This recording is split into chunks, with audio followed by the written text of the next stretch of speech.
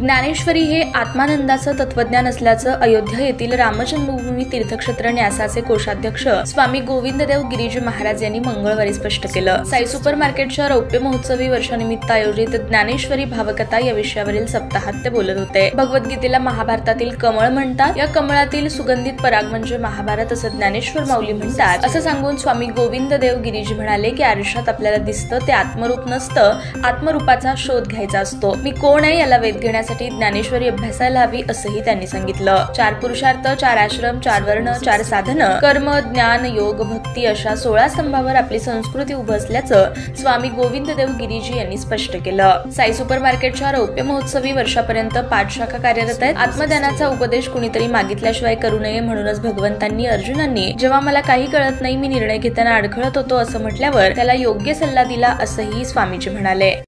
ताज्या बातम्या पाहण्यासाठी प्राईम मीडिया न्यूज चॅनलला सबस्क्राईब करा आणि बेल आयकॉन प्रेस करा।